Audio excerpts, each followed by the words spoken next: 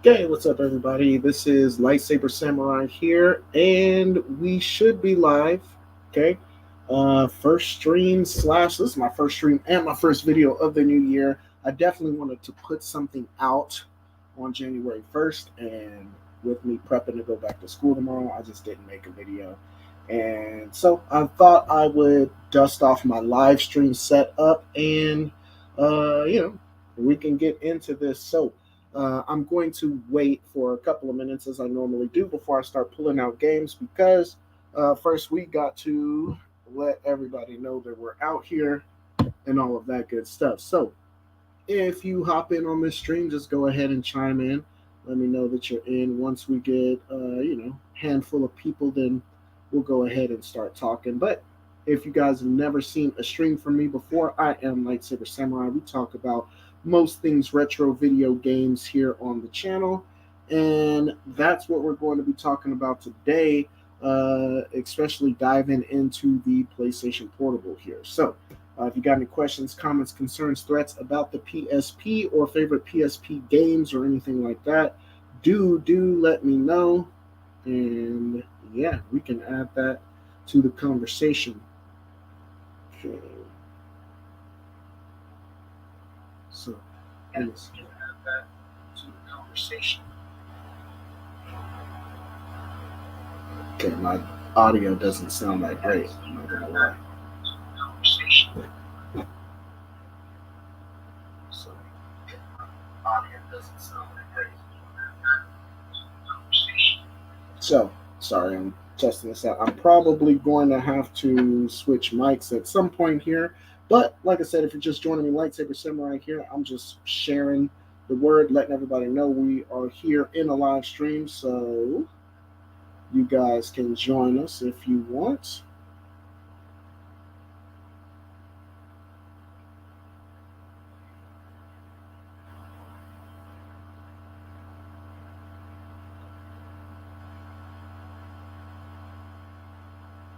And like I said, I want to talk about the PSP because handheld systems, especially this time of year, are my go-tos. Like I said, when you are traveling, doing a lot of traveling over the holidays, spending time at other people's houses and things like that, you always don't want to get into the conversation or everything that's going on.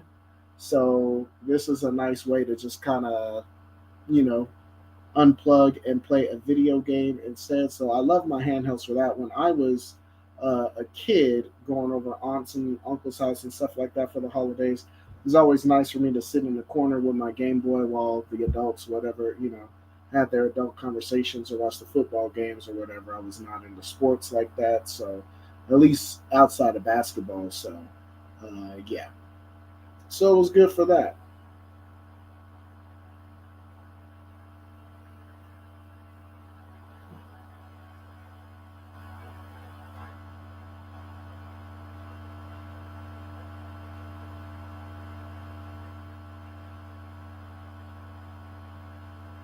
Okay, so I was just posting a couple more places and then we'll go ahead and get started. And then it's been a while since I've created any content, at least way longer than I've wanted. So it might take people a while to hop in. And I honestly might switch this microphone too because I was listening to it. The sound quality was not a fan of. So I'm going to listen to some more. I'm just constantly talking just so I can listen back on my phone to see if it's.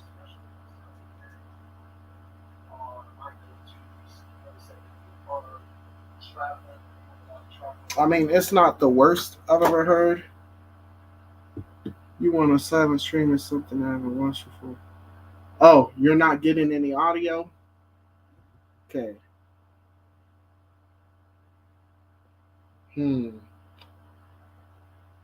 Yeah, I've been having some trouble with this microphone, and I think it's the microphone itself. I bought this nice new mic, and the arm sucks. So give me just a second. That's kind of what I thought. Okay, let's try this guy out, and hopefully you don't suck.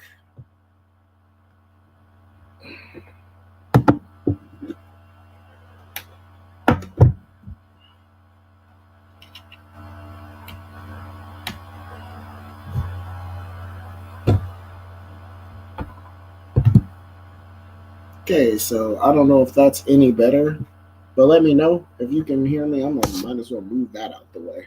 Like I said, you know what? Hold on.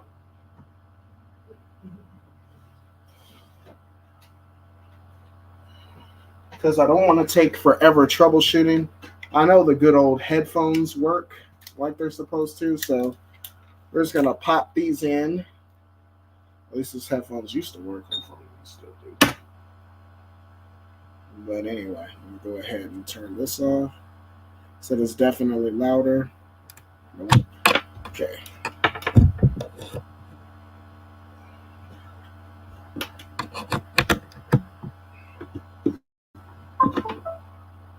Okay. Says we're plugged in. I got the confirmation noise. So, okay, the new mic. Oh, the new mic was okay. Okay. Oh, there's Kona here to mess up. Can you not?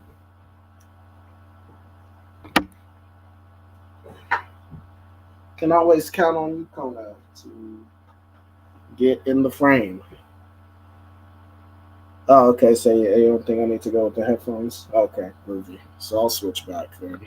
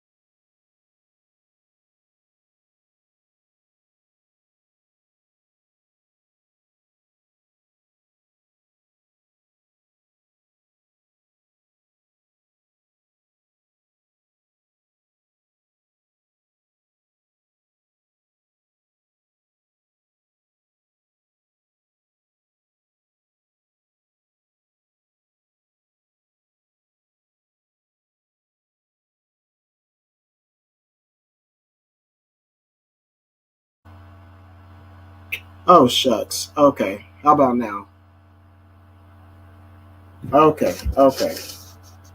So when Kona when Kona hopped up on the table and ran across, he hit the mute button on StreamYard. So I didn't realize. Yeah, so that's what happened. Kona ran across the computer and hit the mute button. And so I'm sitting there wondering why all my mics went out. And so I'm sure all the other mics were working just fine. This one is a crappy mic, though. I need to quickly replace it. Uh, yeah, I've just been doing some tests lately on some microphones. Yeah, got to count on Kona. And I apologize, guys. So I'll have to leave a timestamp where we at 13 and a half minutes or so. So just skip to the 13:30 mark. I'll have to tell them that in the comments section. But yeah, well, yeah, when he ran across, he muted everything. I'm sitting here thinking I'm having all kind of technical difficulties and the like. But yeah, if you're just joining us, Lightsaber Samurai here, we are talking about the PSP because I've been playing some PSP lately. It's that time of year where you're doing a lot of traveling or you're going to relatives' house. Like I was talking earlier, especially when I was a kid, handhelds were my go-to. Yeah, again, I just wasn't interested in all the adult talk and all the stuff the adults were talking about in the room. So it was nice for me to chill in the corner with my Game Boy Pocket, and depending on whose house I was over at, a cousin that had the Game Gear, and so we play a little Game Gear and switch back and forth. But yeah, so handhelds are where it's at. And so we are going to cover some on the PSP. But real quick, as always, don't forget to subscribe if you haven't done so already. If this is our first time meeting, my streams are usually a little cleaner than what we got started, but that's because Kona ruins everything. So anyway, don't forget to subscribe if you haven't done so already. We're going to take a look at some PSP games, starting with Alien versus Predator Requiem. And again, this live stream isn't just centered around PSP games. Anything else you want to talk about, anything you've been playing lately. I picked this game up a while ago and actually covered it in a Hidden Gems video of mine that I did some time back. And when I did that, a lot of people were interested and wanted to know more about it. And like I said, it's based on the movie. It's the official movie of the game, Alien vs. Requiem or Predator Requiem. I don't think came out on any other console, so it's a console exclusive. And it's an action adventure game that loosely follows the events of the movie, which unfortunately was not a good movie. But the game is actually pretty entertaining. It's a third person shooter slash hack and slash game, similar to what we got with the Predator Concrete Jungle game. So that game that came out on Xbox and PS2, it's kind of similar to that, just in the gameplay style and all of that. So we're gonna take a look at it here in a bit. Let me pull it up. So this is from our YouTuber friend John God Games. I don't know if you guys ever checked him out, but yeah, he's got a really good YouTube channel. It's just a bunch of gameplay. Sweet. Here we go. So yeah, it's just a bunch of gameplay, but it's a great channel for videos like this where you just want to show some gameplay, dive into it. I'm going to skip ahead here. But yeah, so again, this is gameplay footage. Hopefully you're seeing right now of the game. And honestly, I mean, graphics look good. It looks like a PS2 game. You got some melee attacks. Your melee attack is your main attack. You also have all of his other abilities in the form of like different power-ups and stuff like that. Like your, so you got the invisibility. I'm trying to think of his laser cannon. I think that's the name of it, but the shoulder-mounted laser cannon of his. But yet there he is cycling through his different visions. So you got your regular heat vision, so you can see heat signatures of humans. You also got your alien vision, so you can see aliens that are hiding around the areas. You're trying to blend into the environment. So it's a pretty dope game. Let me see. if I can find some combat here. Here, entrance to your ship.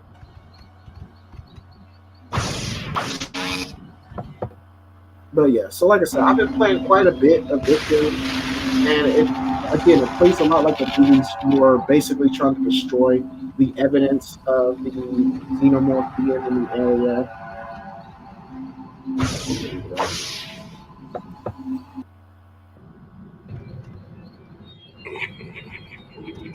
So I'm paranoid. I'm checking back. How's everything looking now? Everything's sounding okay. That's true. I can edit the first 13 minutes out on YouTube Studio, so I'll probably do that. So you're not looking crazy out here. And so, but yeah, I'm gonna shout out to John Godwin for the gameplay footage.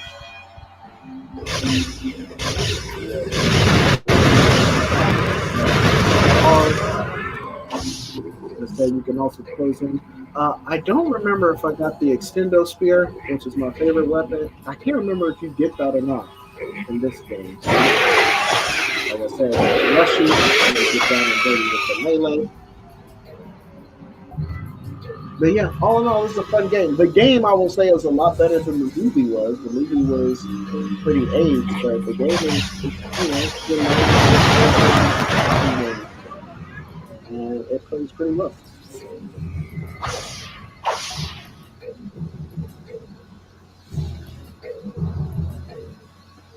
Oh, shit.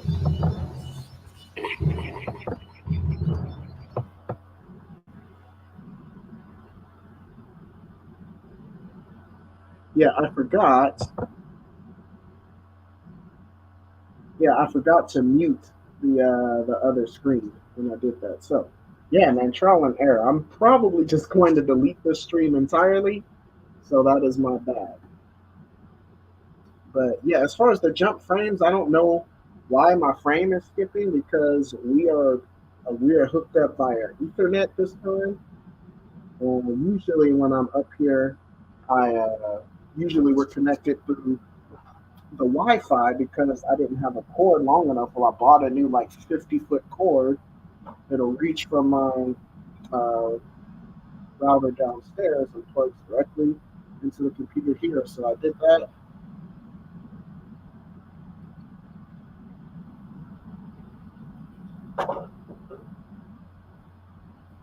But yeah.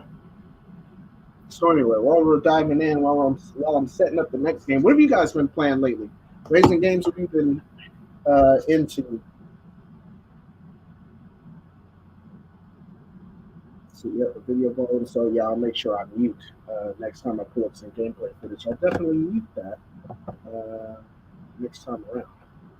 I forgot to do that. So that was my bad. But yeah, if you're just joining us, this is a bit of a test stream. It's been a while since I've done like any YouTube stuff. I'm trying to get back into the swing of things, and two mixed results. Like I said, Kona, this is why, you know what? Now that he's not here, I'm going to shut this door so they can't just waltz back in here. Okay.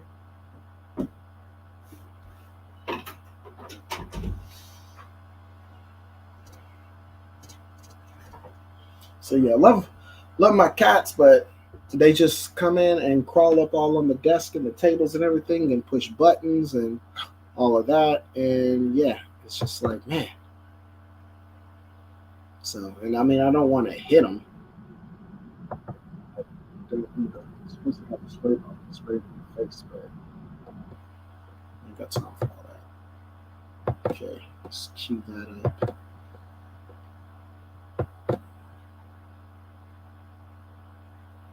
Oh, okay, amped on the OG Xbox. That's what's up.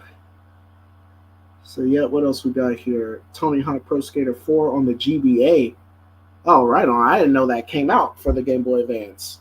I remember Tony Hawk's Pro Skater 2 on the Game Boy Advance. I was kind of isometric, and it kind of had a mix of sprites and polygons, and it looked really good. That's one of my favorite games on the Game Boy Advance for sure. So if part 3 and 4 play like part 2, And yeah, I would definitely have to check those out.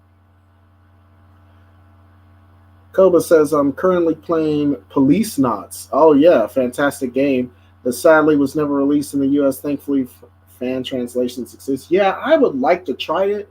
I'm not into like point and click adventures that much. Not like I used to be back in the day, but that's one I would definitely get back in the genre for. Um, Police Knots and Snatcher. I kind of want to play them just to kind of experience the story, you know, because if I'm a true Hideo Kojima fan, I feel like I need to play those games, and I haven't yet. So I don't know. I need to turn in my Kojima card. So, but yeah, everybody else, if you're just joining us, Lightsaber Samurai here, struggling through the opening of this live stream as I work out a myriad of technical difficulties, but I think we got it okay at the moment. Okay. Again, this mic is garbage. It probably sounds like my computer, like the basic microphone speakers is coming out of there. It was really good when I first bought it, and now it's not. It is also it's what's this? It's this BM 800. This is a cheap Amazon mic. You can get these for less than $50, and you get what you pay for. Apparently, usually you can get by pretty good with getting sound equipment, like microphones and stuff like this. I still swear by this. This guy, this little shotgun mic, the Takstar, yeah, the SGC 598. Yeah, I still use this on my cameras today, and this was a $25 microphone that is right up there with like the Rode Video Pros and all that. Got 10 plus dB and all that, some nice features. But again, there's lavalier mics like the Boya and things like that. So you can get sound equipment for, you can get decent sound for a cheap price, but this is not one of those options. So this other mic I was plugging in, this one I think sounds fine too. It's just that the cord I got for it is really short, so I don't have anywhere on this side that I can plug it in, which is too bad. I thought I had two USB ports on this side, but I guess I do technically. But yeah, so this mic is really good. This is a Vivitar. Well, it's pretty good. I won't say really good. It's a Vivitar mic. You've probably seen these at Walmart. Insane. The Snatcher is going for near $1,500. Yeah, man, that's crazy. Like, and at that point, I can't pay that price just to experience the game. Like, so thank God for emulation. Okay. I bought it for $240 back in 2011. Yeah, and that was pricey back then. Excuse me. So yeah, so hey, that's a nice chunk of change for you if you could sell it. Yeah, man, from 240 to 1,500, that's nuts. It's just, man, you never know sometimes which game is going to be which, when it comes to those collectible games. If I knew, bar cop is everything. So anyway, going on to the next game on our list. Moving on with PSP. I wanted to pick this because it's a pretty fun open world game on the PSP that's not Grand Theft Auto. I'll have to do a video on my favorite open world games on the PSP, and because this is definitely one of them. This one here is Driver 76, okay, by the good folks at Ubisoft, and a lot of people don't remember this game coming out. Fans of the Driver series, the Driver on the PlayStation was phenomenal. Driver 1, Driver 2, and you compare that to what Grand Theft Auto was doing at the time, and Driver was definitely the king of the open world action adventure genre until, of course, I forgot to change my banner. Until, of course, Grand Theft Auto 3 came up, and after Grand Theft Auto 3, everybody, Driver included, has been trying to play catch up ever since. It's a shame because Driver came out with Driver 3 in the years after Grand Theft Auto 3 and Vice City, and that was supposed to be their reclaim to the genre, but so many technical issues, mismanagement problems. The game didn't have enough time, to develop and all of that, and so that game, even though it sold well, it was panned by everybody that played it. Almost everybody played it. Parallel Lanes comes out a few years later, and they really play it safe. And this is kind of made in the same vein as Parallel Lanes. In fact, it takes place on the same map 2 years before Parallel Lanes starts. So you play as a guy whose girlfriend is like the daughter of like a triad boss or like a huge crime boss and all of that. So yeah, it's a fun game though. If I can find some gameplay for it, we can take a look. But yeah, like I said, I just like that it's a night. I mean, New York is pretty huge in it. We've got it. The cars are awesome. The graphics are nice. The soundtrack is dope.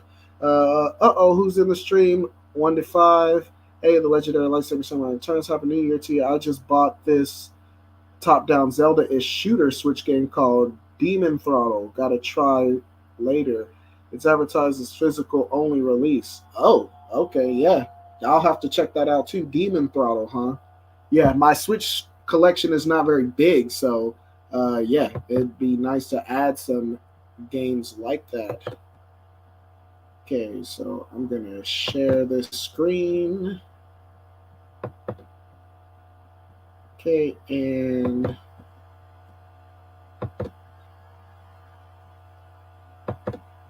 so let me just skip to some. But like I said, here it is. And again, like I'm often like impressed by what the PSP can do.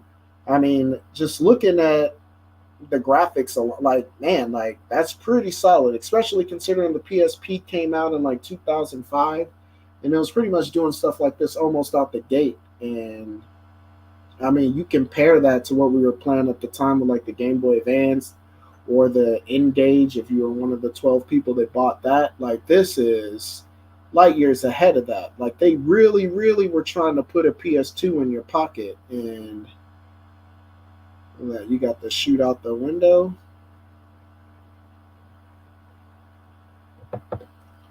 But yeah, I played Parallel Lanes. I like that game. It doesn't play exactly like the previous games before it. It's a lot easier. It's a lot more accessible, is what I'll say. They changed a lot of things with the gameplay and stuff that made it more accessible for people to just jump in and play. Because if you played the driver games like 1, 2, and 3, like just like those games are hard, and you're often on a timer, and you have just enough time to get through. Like they are not for the faint at heart. But yeah, this one is a lot more accessible in its gameplay and design.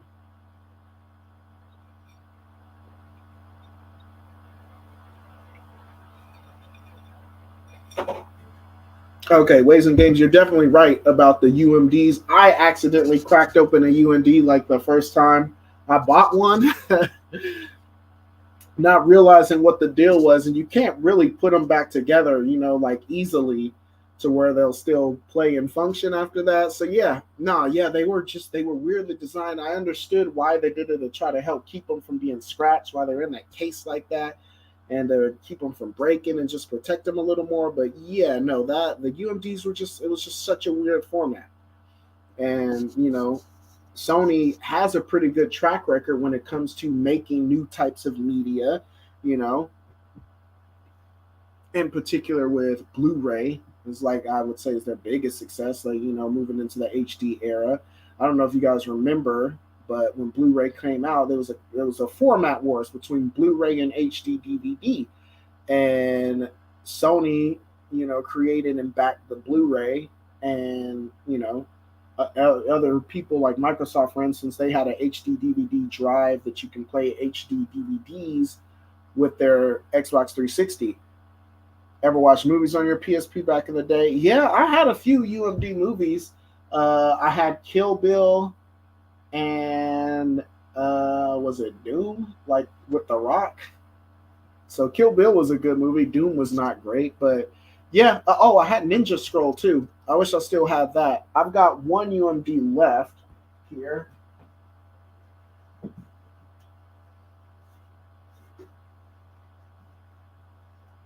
And honestly, I want to check this out because it's based on one of my favorite kind of like not talked about video game series, and this is Galarian's Rion. So let me stop sharing for a second.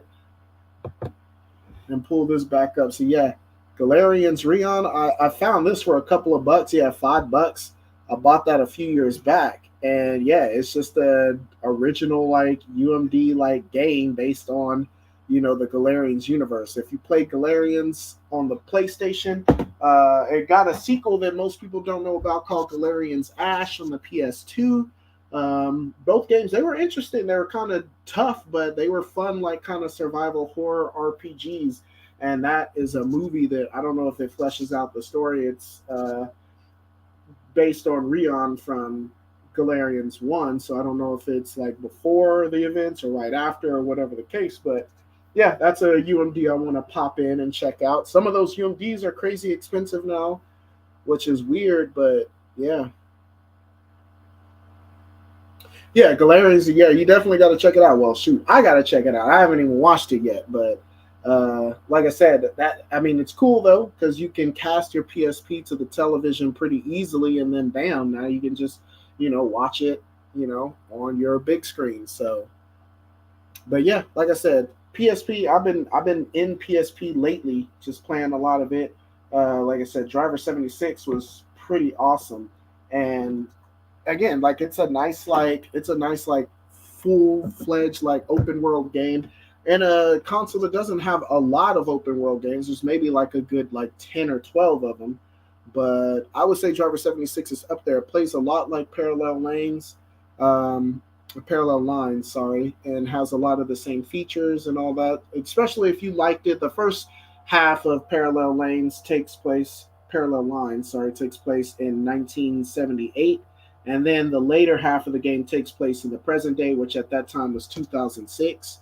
Spoiler alert: the guy you play as in Driver Parallel Lines, he goes to jail for like 28 years or something like that, 30 years, whatever. So he goes in like he's like a kid, like a teenager or like early 20s, and he comes out like a middle-aged man. And so it's cool because it's the same map, but you've got a 1978 map, and then you play the same map again, but in the present day. So it's cool to see how New York's changed over those like 30 years or so. So yeah, it was a cool it was a cool premise. And so let's see. Oh, okay, it was your connection. Okay, I was wondering because like I'm hooked in with the Ethernet port, so I hope it wasn't cutting in and out. But yeah, man, we'll see. I'm probably gonna be on until about 6 or so. I got a bunch of cleaning to do tonight. I go back to school tomorrow, so I want to catch up on some housework because I've not been doing that the last couple of days. I've also been playing a lot of Fallout New Vegas. I don't know, I just been going back through that game. I do like once a year, so ever since I got it back in like 2013 or whatever, been playing it once a year, just going through. That's one of those like games I just always go back to. So he said, I remember the Bloods and Crips movie wars. Yeah, I still have the HD DVD player with some movies right on. Oh yeah, I used to watch all that stuff, Blood In and Blood Out. Like I was crazy. I was on like a gang like kick for a while, just watching a bunch of like gang related stuff. There used to be a cool show. I think it was on the History Channel. It's called Gangland, and I used to watch that back in the day too. But yeah, you had like old school movies like Blood In, Blood Out, and Colors and all that. Like, so yeah, let's see. Going on to the next game. I gotta queue it up, but so like I said, the next game is a platforming game, and I don't play platformers as much anymore. But platformers are nice. They're usually like colorful games that have like a lot of fun humor and stuff like that. And so this is definitely in that wheelhouse. Who made this game? Oh, Backbone Studios made this game. I know they made some other stuff, but I don't remember what that is. So going on, the next game I want to talk about is Death Junior, and this is, of course, on the PSP. This came out with a sequel, and I need to track the sequel down. The sequel's getting kind of expensive now. I got this one. This one it says $19.99, but I remember I had a 50% off coupon or something for. I got this in Lawrence, Kansas, I think, when I was up there visiting. And so, yeah, you can usually find it for about the $10 mark. Or at least back then you could. I don't know what Death Junior is going for now, but this is a cool game. Like, hold on, let me try to pull up some gameplay because it's kind of like your standard like 3D platforming game from like the late 90s, and it's kind of broken up where you gotta go through these like 5 different worlds or whatever. You gotta rescue your buddies and take out this evil necromancer that you've accidentally unleashed.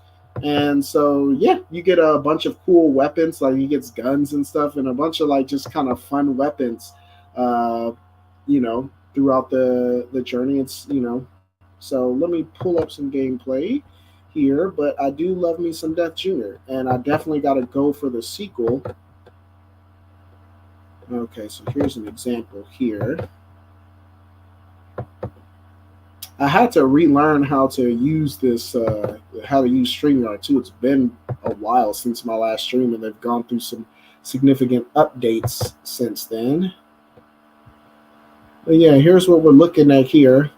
Like I said, you get a bunch of cool different like projectile weapons and the like. But yeah, I was enjoying the gameplay from this. It also kind of remind me of Medieval too.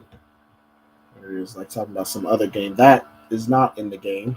But yeah, I'm just playing a review. Who's the channel? I don't want to play without shouting out the channel that I'm getting this info from. So this is under 10 hours. So yeah, I think he does full gameplay reviews too and beats games in under 10 hours. But I think that's the whole premise of his game. But yeah, man, Death Junior is pretty solid. So if you like this gameplay, if this is the type of thing that's up your alley, like I said, I think it's right up there with games like Banjo-Kazooie, but with better controls. And Banjo-Kazooie had good controls. Like I said, you got a difference between melee and ranged attacks. So he's got his father's scythe. So he's if you couldn't tell, he's the son of like the Grim Reaper. But yeah, when he's not using the scythe, like he's got a bunch of different like pistols and flamethrowers, and you saw that like plasma, like electric gun. You got different power-ups, like shields and things like that can stop damage and all that. But it's a fun game, and I can't remember. I think there's also different abilities that you can get too that you'll need to go back and kind of Metroidvania style. And maybe that's the second one. I remember I think I played the second one, but yeah, I do need to get the second one. But anywho, I don't know why I was doing that. But Death Junior, yeah, that's a solid game right there. So hopping back into the chat. Oh, Big Rome G is in the house. What's going on? Happy birthday. Happy New Year. Happy New Year, man. I hope you're I saw your post on Facebook chilling in the man cave yesterday.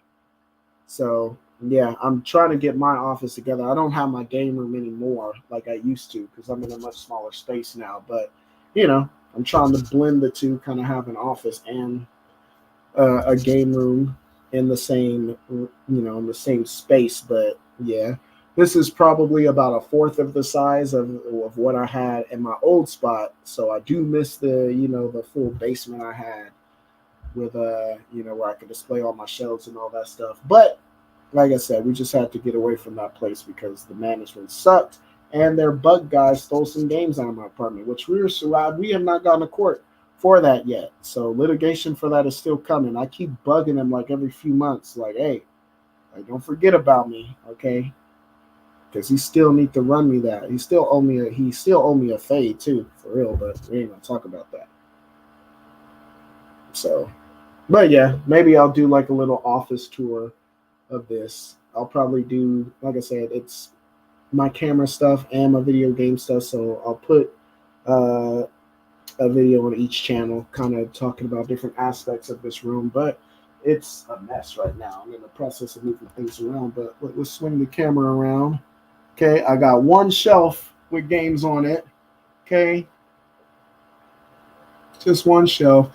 Okay, that's my PlayStation TV over there. I play all my PSP stuff when I play it on a television. I play it over there. I got my shelf with some games over there. Those are some pictures that I've taken and printed. Okay, behind me, Okay, if I can zoom in and move out the way, like that's where all my camera stuff is. Okay, got camera stuff sitting on that shelf or whatever. So anyway, we're out here though. But like I said, then over here, my TVs and stuff are over here. But yeah, it's not a very big room, unfortunately. But whatever, we ball. Okay. Yeah, absolutely. Oh, I'm a fade because I didn't get to do it before. Now, for yeah, I mean, yeah, it's not good. Like I said, I can't do like a thief is the absolute worst. I could deal with a snitch before I deal with a thief, personally.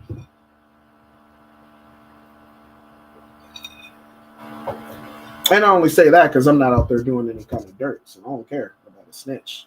It ain't got nothing to do with me. Okay. So yeah, the setup is okay. Once I clean it up, it looks much better once I clean it up. There's a few more things I want to do in here, but again, not much because that's all the space I got. But I mean, I started this. I only had a corner in my living room in an apartment I was living with by myself back in the day when I first started my YouTube channel. Had a little corner in my living room dedicated to it. So it's nice. At least I'm in the where I got a full room dedicated to it, which is nice. My girlfriend's awesome. She gave up her office in her old place. I had the whole basement, and then she had the second bedroom as her office to do her art and all that stuff. And we moved here, and it's basically the same as our old place, just without the basement. So she gave up having an office and all that stuff, so I can bring all my crap in here. So shout out to my girl for being awesome for that. So, but anyway, let's see what do we got going on.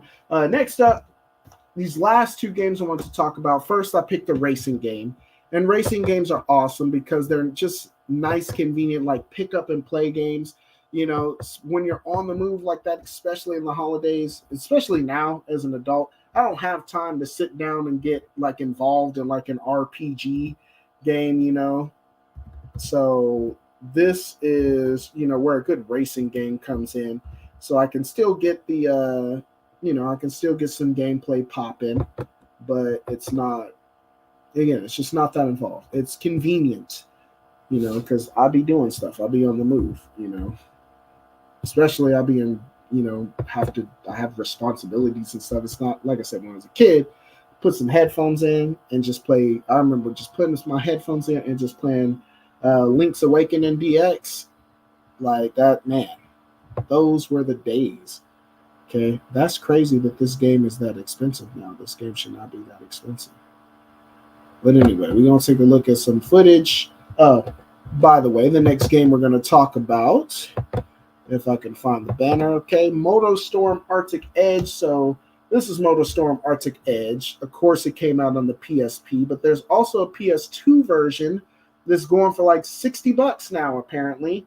And I have the PS2 version somewhere. It's boxed away, but because I kind of wanted them all, I think I still need Pacific Rift.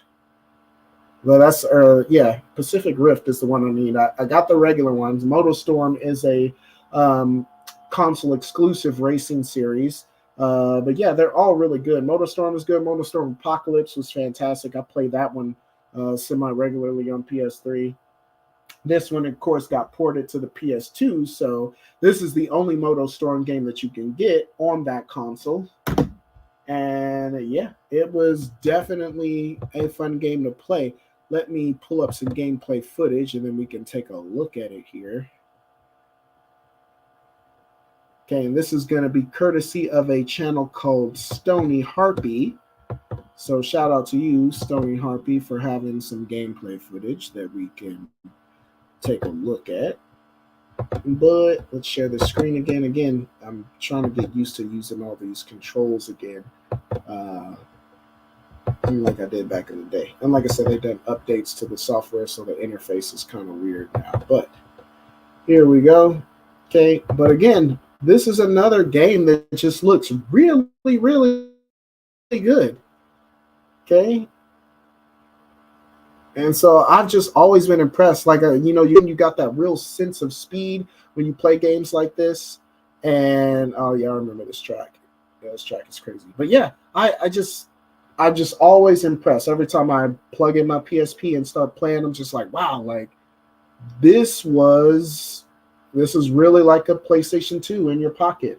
And it's crazy just to think like that leap in graphical fidelity that we got between the Game Boy Advance, which there's some technically impressive Game Boy Advance games. I mentioned Driver 3 earlier. Playing Driver 3 on the Game Boy Advance, it's full 3D, full polygons for the most part. I think the environment is polygon and your sprite, all the cars and your character are sprites, but it looks really good. And it's crazy that they fit so much in these small like Game Boy Advance games. But there's some impressive looking Game Boy Advance games, from a graphical standpoint, but nothing like this. I mean, this was insane. I mean, even compared to the Nintendo DS, there's not a DS game that's looking like this. Okay, Mario Kart looks pretty good on the DS. Okay, it doesn't look like this. Like, I mean, graphics ain't everything, but this series definitely has the gameplay to back it up. Here's another level in the snow. You got the first person view camera right there that you can toggle between. But again, yeah, PSP. This stuff looks crazy, and of course, if you got the component cables like I do, you can cast it to the television. If you got the PlayStation, the PSP Go, I mean, nowadays you can pretty much hack those to do almost anything. So you can put the entire PSP library on one of those if and cast that to your TV. And that's a great way to play these games because it offers when you're using your PlayStation, you can use a PlayStation 3 controller and it will unlock the second analog stick. So in games like this or like Siphon Filter, the Siphon Filter games on PSP, you can use the second analog stick to move the camera, which is nice. I'm pretty sure it works on some of the first person shooters that came out on the PSP, like Standalone Complex and stuff like that. So PSP Go is a great way to play these games if you can cast it to the television. But and you can use just the cables, little unsophisticated, but it works. Or if you want to be extra, like I want to be, you can get the dock. I still haven't gotten that PSP dock, but I'm gonna get one this year. Okay, and yeah, but again, fantastic game. This is a great game to pick up and play. Most of the races take about 4 minutes or so to complete, so I can just bust it out while people are having a conversation or while somebody's getting some out the car, whatever. Like this is just nice, to sit here, or if my girl's sitting and watching TV, I can just chill next to her on the couch and just play my game. Okay. My girlfriend has this weird thing where she likes to have her alone time where she does her own project stuff, but she just like wants me there with her in her alone time.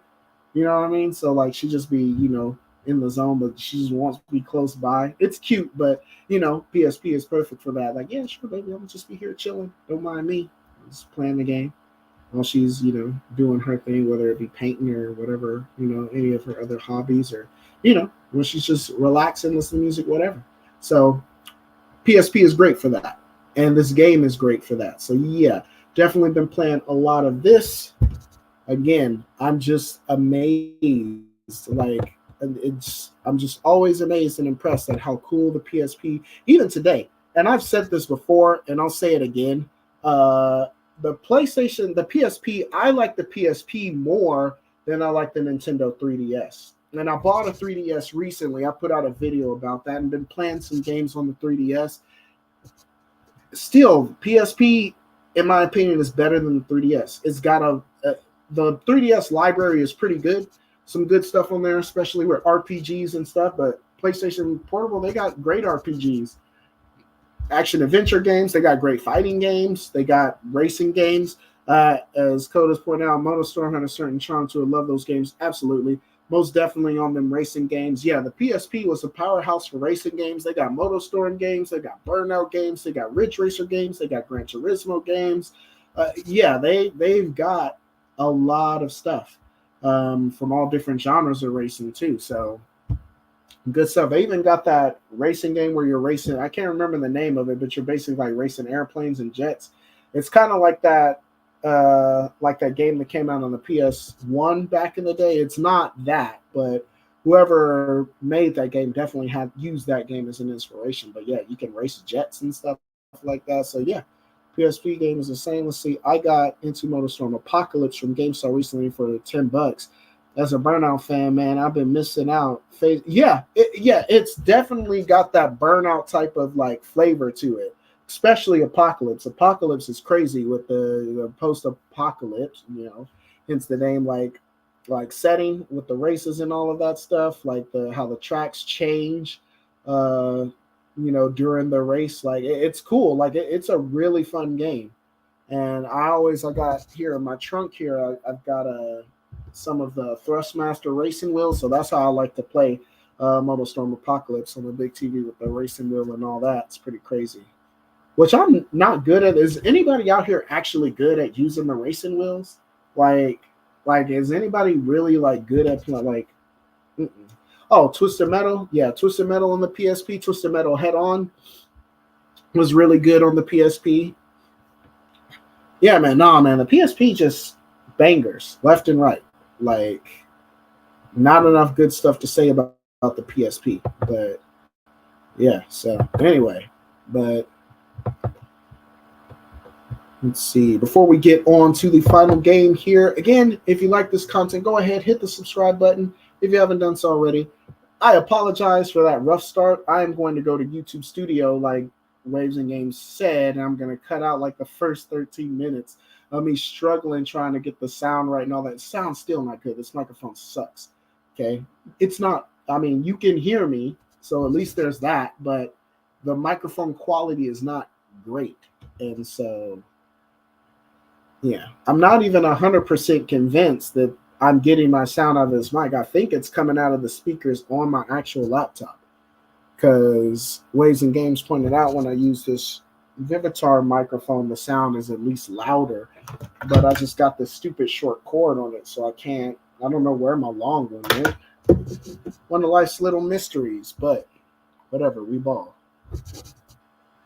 Yeah, it was in the PS4 earlier because I was using it. No, I've got one like it downstairs for my Xbox One, but whatever. I got to get off here in a second, but I just want to find this last game before we get out of here. So, again, last game I want to talk about is a fighting game. I mentioned, like racing games, that fighting games were really good about like being pick up and play. And so if you're in the middle of something, trying to do things like this is a great it's a great avenue to play, something quick and then still walk away completely satisfied and still feel like you played some games for that day.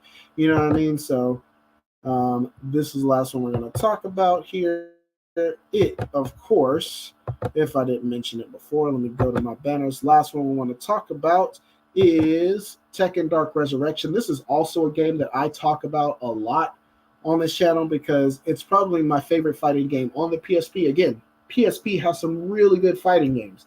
Okay, you got Guilty Gear fighting games, you've got Soul Calibur on the system, you've got Street Fighter on the system, King of Fighters. Like, there's a lot of fun fighting games on the PSP, but I think that Tekken Dark Resurrection is the strongest of all of them. This was based on Tekken 5, and so you got all the characters from Tekken 5 and some of the mini games. You don't have that cool third-person action adventure game that Tekken 5 had with it, where you play as Jin. But again, the graphics on this game, when I'm looking at games like this, again, I'm just impressed at what the PSP could do in its heyday. And again, this is a system that is just crazy. Like, it's just crazy how people ride the DS. And again, I like the DS. I like the 3DS, but it's not fooling with this. I mean, like I said, the graphics are phenomenal. It's running at 60 frames a second. Okay, tons of detail, fluid animation. It's just like playing Tekken on the go. And so, yeah, it's fantastic. This is, again, my favorite fighting game on the system for those reasons and more. But yeah, there you go. So what is that outfit she's got on? That's, I don't know what kind of drip that is. That's straight unhinged though. That's wild. But anyway, like I said, I just wanted to talk about these games because, like I said, I've been playing a lot of PSP lately, just kind of getting through the holidays again.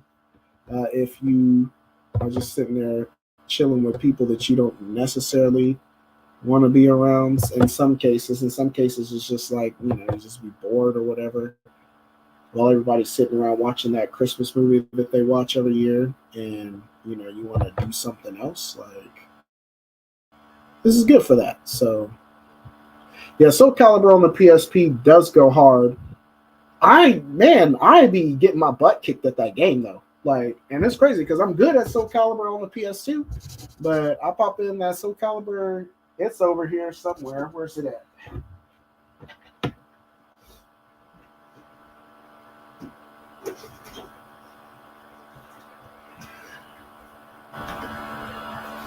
Yeah, here's the one we're talking about. Oh, battery died. So bear with me. Let me switch batteries real quick.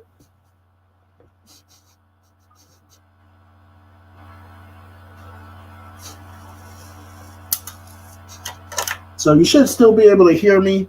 It's just my camera. Battery died. So I got to switch that out. At least I think that's what it was. Okay, we're coming back. Okay, there we go. Yep, battery just died, which is crazy. Can't believe that didn't last, what, an hour? So, but those batteries suck. But anyway, yeah, he's talking about this game, Soul Calibur. Now, let me pull it back up. But Soul Calibur, really hard game. Okay. For whatever reason. But this one is cool because you get to play as Kratos. So that was awesome. So yeah. So by the way, what's up, K Haven? I didn't introduce you. Welcome to the stream. We're just talking PlayStation Portable. Oh, Zybulba's in the house too. What's going on, man? I just want to say thanks for doing the live stream. As always, love your content, man. I appreciate it. It's yeah. I was watching a video just today, and somebody was just like, look, man, you just got to figure out how to add content creation to your lifestyle. And my lifestyle's changed. I'm a lot busier than I used to be, but I still got to fit this stuff in where I can get it in. So I'm definitely going to be investing. I bought this too. I was trying to get the soundboard and do all that cool stuff. And I don't know. I guess there's something going on, some kind of disconnect. I'm not getting the stuff to talk to each other and work the way it's supposed to work. But the way I've got my room set up now, this is always set up. So anytime I want to sit down and just turn this on, I can just do that. So that's nice. But yeah, I want to do more of the kind of, shoot talking head stuff and do all the B-roll and do all that stuff. I want to do more content like that, but that is just time consuming to do. And I can't be as prolific as I want to be if I just do that content, especially now I start school like in 2 weeks to finish my degree. I start teaching again, and we go back to school. The teachers go back to school tomorrow. Kids come back on day after tomorrow. So Wednesday, right? Today's Monday. So kids come back on Wednesday. So we're back into the second semester. Even when summer hits, I work in the summer and I'll be going to school in the summer. And so, yeah. So I just got to figure out how to just keep doing what I'm doing with this new lifestyle. So I apologize for, putting out videos like 2 months in between each other, because those of you who've been here, like, at my height, I was doing like 4 videos, at least 3 videos a month. I'll do like 2 videos and like 2 live streams or something like that when I was like going hard in like 2021 through like 2020 to like 2022. Okay, that's when I started slowing down again. But yeah, who's getting it in? Thank you for the 2,000 plus subscribers that we have on the channel. I always think about that and I'm like, man, I should be higher, but I also should be more prolific. So if you haven't subscribed, please do so. Okay. We do come out with some good content. on this channel. Like I said, I'm definitely going to be doing more live streaming because I like talking to you guys directly. I think that's really dope. Like, I like answering comments and stuff too, but just talking to you guys directly like this back and forth is also really, really cool. Like I said, I got this set up just here now in the corner of this room, so I can always just sit down. I mean, now that I still got to get my sound situation dialed in, but after that, I mean, I can sit down and get recording within like, 10 minutes of deciding I want to make content. But yeah, so that is pretty much it. Unless you guys have anything else you want to talk about. Whoops, there goes those games. But like I said, I only planned on being online today for like an hour or stuff. Lester, what you been playing? Been going hard collecting UMD movies lately. Finally got Face Off and Daft Punk Interstellar 5555. Right on, right on. Yeah, it's crazy. I was mentioning earlier, some of them UMDs are like expensive now. So I don't know what that's about, but I remember Metal Jesus was talking a while ago. He was collecting UMDs. He was talking about like the UMD like concert videos. Like a lot of those concert videos are crazy, crazy expensive in any genre. If you can find one on VHS or DVD or anything like that, like live concert videos, um, yeah, like the Live Aid one in particular, where Queen killed it at Live Aid in 1985. Uh, yeah, there's a lot of them. Sorry, my cat is whining at the door. Okay, you can come in if you're going to behave yourself and not climb all over my desk. Okay, this is the other cat, Milo. He's a little bit more behaved than Kona. Come here. Come here. Say hello to the stream. Okay. Okay.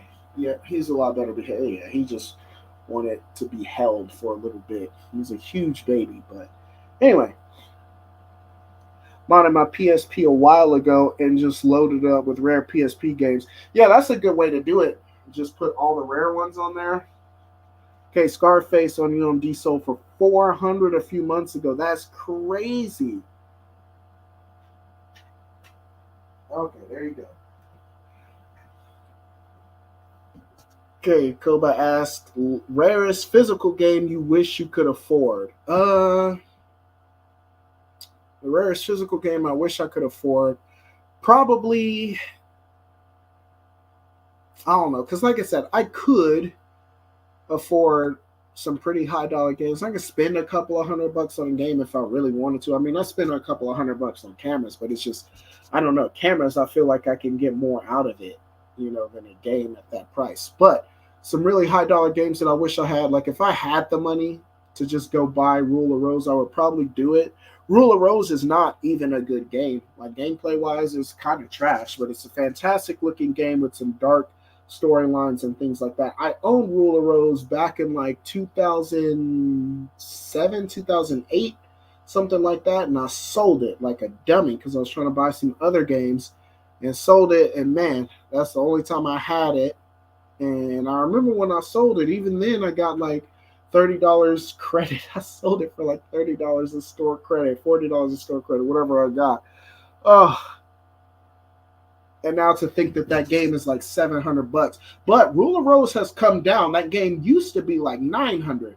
Kawan on the PS2 is still $900, but Rule of Rose is coming down on price. Honestly, between those two, there's also another one, Haunting Ground, which I also used to own. I sold it a few years back to buy a camera, and I don't really regret that at all. I do wish I still had that game, but that game can be had for under 400, which again, still paying $300 for a video game is just crazy to me.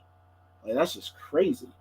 And especially if it's a game that I wouldn't play every day. Now, for instance, if Fallout New Vegas was super rare like that, and they wanted 400 for that game, I might blow the bread on a game like Fallout New Vegas. That's a game I play all the time. I've been playing it since 2011, but Rule of Rose, if I went through and beat it, I would probably never play it again after that.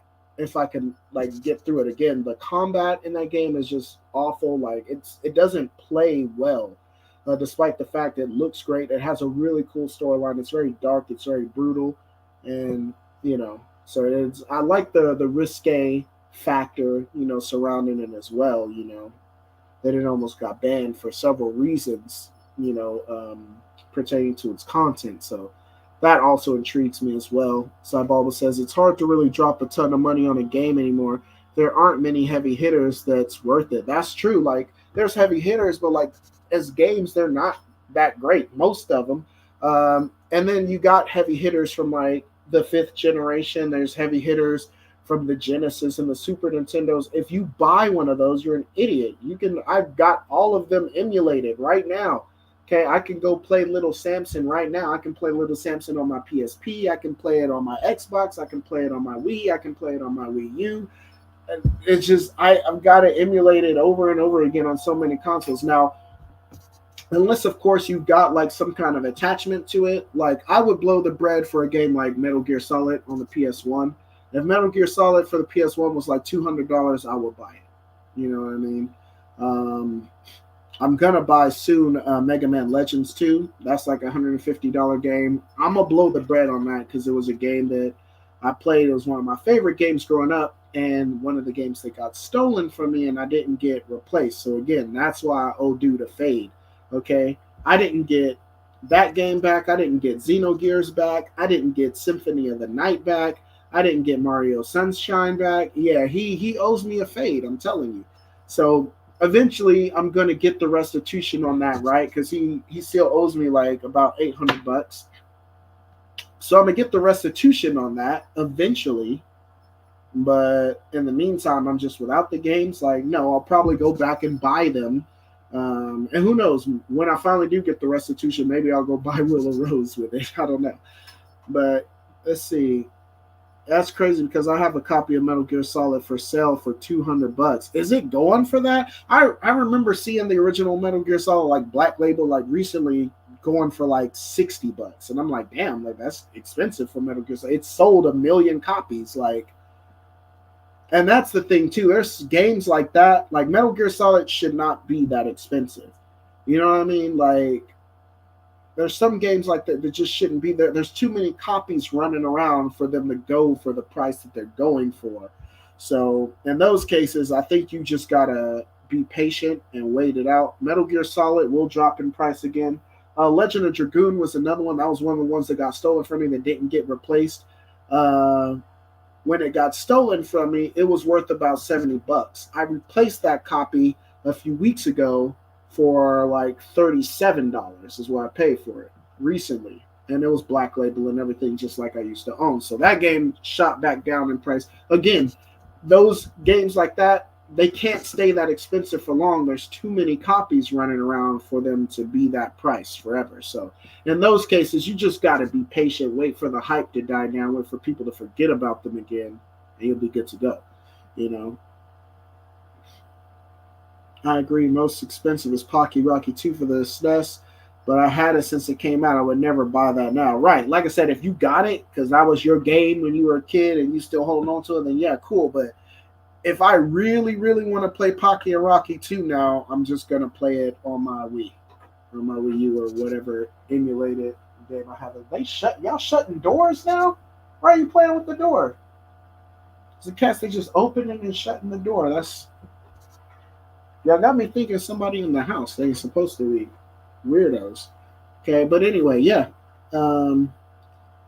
I don't know who the heck would spend more than $50 for Metal Gear Solid. That's what I'm saying. Like Metal Gear Solid, that was a greatest hits game and all that. Like that game sold like 500,000 copies. Like if you want Metal Gear Solid, like you should be able to get it.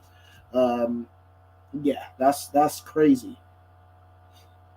You said that you would pay $200 for Metal Gear. I was just making a joke. Oh, yeah, so don't get me wrong. If Metal Gear Solid was a rare game and it was $200, I would definitely pay for it. But considering that it sold that many copies, I'm not paying for it. Now, if Metal Gear Solid was niche and the series never took off, and never had the following that it has, I would probably pay $200 for that. So he's just making a joke. Okay, I was like, whoa, people out there getting took for a ride.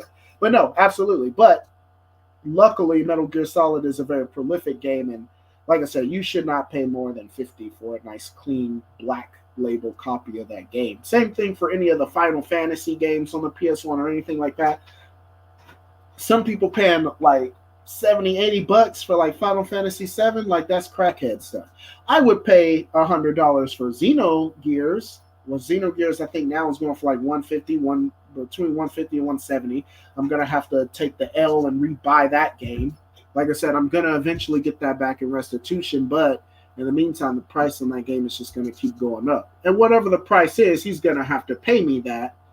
But you know, I don't want to be without the game, just waiting for him to replace it. Like I want to play this stuff too, so I don't collect games just to have them sit on the shelf. Tenkaichi 3 is $100 is even absurd. It is absurd. And with Tenkaichi 4 coming out, I suspect the price of Tenkaichi 3 is going to drop. So if you got multiple copies of that, you're trying to get them off, now is the time. Okay. We only plan Tenkaichi 3 because Tenkaichi 4 doesn't exist. If Tenkaichi 4 comes out and it's good, yeah. But like I said, that being said, Tenkaichi 2 is still a solid like $50, $60. But the only reason why Tenkaichi 2 is expensive is because people can't buy Tenkaichi 3. Tenkaichi 2 plays very similarly. And I explained this all in a video I did a couple of years ago about how to, track these rising prices of games and why games rise in price and why they drop. And one of the reasons why they rise in price, if there's a game you want to play that's out of your reach, a lot of times you'll go for a game that has a similar feel, similar experience, and usually you can find that game in any prequels that exist. For instance, Def Jam Vendetta. Def Jam Vendetta rose in price a few years ago for two reasons. One, because Def Jam Fight for New York was over $100 at the time, and if you really just want to play that, get that Vendetta experience, for one, you can't get it from Def Jam Icon, because Def Jam Icon or Def Jam Vendetta or Def Jam 3, it doesn't play like the old ones, not really. So to get that same experience as Def Jam Fight for New York, you got to go back and buy Vendetta. Also, this happened around the same time that DMX passed away. DMX, like, you can only play as DMX in Def Jam Vendetta. So I knew that game was going to shoot up to like $80. But I told people then when it did, I said, wait, because again, Def Jam Vendetta was, you're talking about a game that came out on multiple consoles, okay, that sold hundreds of thousand copies on each console. Like, they're out there. Like, you can wait it out. And now you can get Vendetta again for like $30. It went back down in price. So, like I said, you just got to pay attention to the game, pay attention to the context surrounding the price hike and all that stuff. The Armored Core games. Don't buy Armored Core games right now. Armored Core 6 came out and it was fantastic. Okay.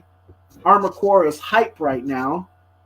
I told you guys a year ago when Fires of Rubicon was announced, I went out that day and got all of the Armored Core games that I was missing because I knew the prices was going to go up. Because From Software now, and looking at the context, From Software now is, I mean, they're the shit when it comes to video game developers. I mean, they're the standard now. Back then, nobody was really caring about From Software, at least the general public wasn't, until Dark Souls popped off and all that stuff. But now that they're up here, and they're bringing back Armored Core. Now everybody's like, oh, man, let me go check out the other games. Or, they want to, bandwagon jumpers. They want to show that, their allegiance to the brand. And so they go back and buy the other ones just to say that they got them and yada, yada, yada. So those prices will come back down for most of those games. The problem with most of those games, they didn't sell a lot of copies. You can't get a greatest hits version of Armored Core Silent Line, for instance, on the PS2. Like, so they hiked in price. They'll go down, but they won't go down to where they were before, simply because there's not a lot of copies floating around like some of these other games we've been talking about.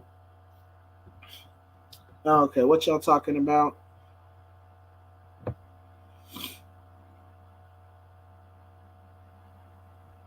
Sorry, I missed some stuff.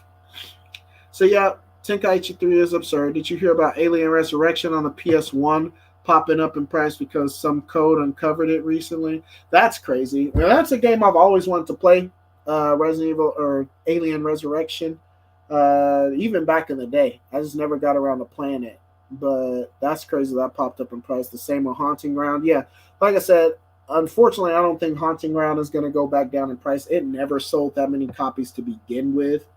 Tenkaichi 3, again, it's a greatest, there's greatest hits copies of that out. It sold over 100,000 copies. Like Tenkaichi 3, they're out there. You know, the hype is being surrounded now because people are interested in Tenkaichi 4. But once Tenkaichi 4 comes out, if the game is good, the other prices will come down. If Tenkaichi 4 sucks, though, and Tenkaichi 3 remains the standard, then the prices will only increase. Luckily, I bought my copy for 17 bucks.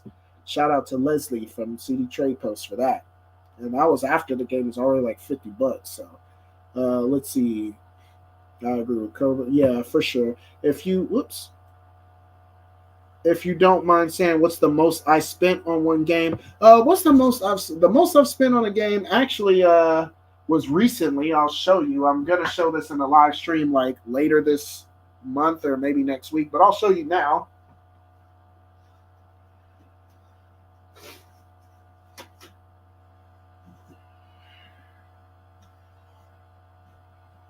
So this game on the PS1, this is Alundra for the PS1. I found a copy. It was 138 bucks, something like that. Yeah, 136.99. So that is officially the most I've ever spent on a video game. And again, I've got Alundra 2. And, you know, this is classic working designs. This never sold that many copies. It was clean. The case is a little cracked, but I can replace the case if I really need to. But I usually don't care about that stuff. Man, I bought it, but like, check out this. First of all, this book, okay, fully color, like all color, okay, fantastic. The outside cover is embossed. I don't know if that's showing up on camera, but that's, you know what I'm saying? That's texture. You see it? It's popping off the page. Like, Working Designs used to put their whole, you know what, into making some of these games. Or at least the design and all of that of the cases. Like, you really felt like you were like, this feels like a special edition copy or something like that, despite the fact that they were just like that.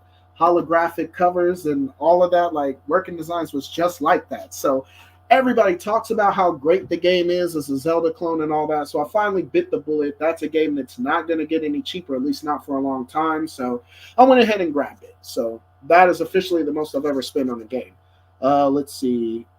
What's one game that you had serious buyer's remorse from? Oh, one game that I played recently was Tony Hawk's Pro Skater 5. Luckily, I didn't spend that much for the game because, you know, my girlfriend, we were on a Tony Hawk kick like last year. We bought the remaster of Tony Hawk's Pro Skater 2 on 1 and 2 on the PS4. And so I went and bought a bunch of like Tony Hawk games on the PS2 and on the PS3 and all that. And so one of the games I bought while buying all these Tony Hawk games was Tony Hawk's 5. Game was garbage. It got lost when we moved. It got out of its case and the disc got all jacked up. I just threw it away. That's the only game that I can think of that I just straight threw in the trash. And that was that. I straight threw that game in the trash. So I wish I hadn't bought it, but luckily I didn't lose much in that purchase. But that's about it. Usually I'm happy with the game, or at least I can find some redeeming quality that, you know, I can play it. So, you know, I've never bought a game like day one and spent like 50, 60 bucks on a game that was garbage.